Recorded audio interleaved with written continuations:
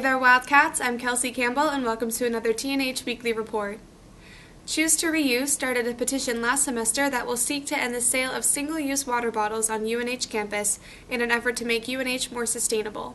As of right now, the campaign is only looking to ban water bottles, but negotiations with the administration and student senate might also include the ban of soda bottles. UNH and Coca-Cola are figuring out the contents of a new contract, and the final vote for this ban is anticipated to go to the Student Senate next semester.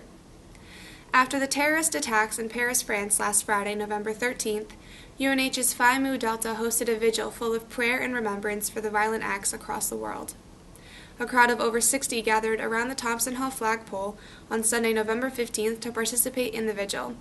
Joe Sweeney, a member of Phi Mu Delta, led the group in a conversation, and other students followed with reciting famous quotes from Martin Luther King Jr. and both French and English prayers.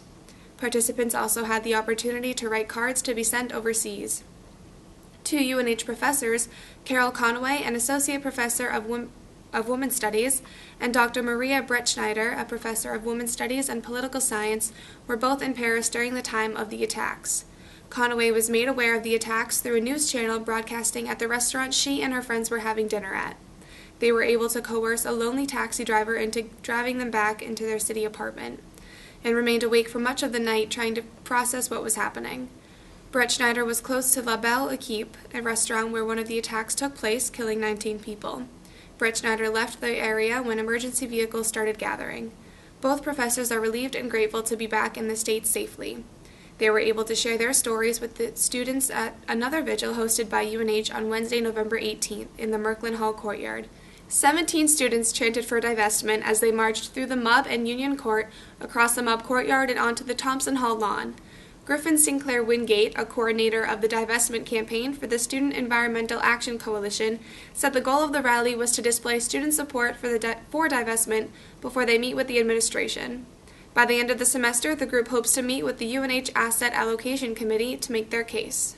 Spencer West came to speak in the MUB Strafford Room the night of Wednesday the 18th on the importance of making change through our society and its perspective as the finale of the Current Issues lecture series here at UNH. West is an author, speaker, and human rights advocate. His inspirational stories include the challenges he overcame early in his life after both of his legs were amputated from the pelvis down at age 5.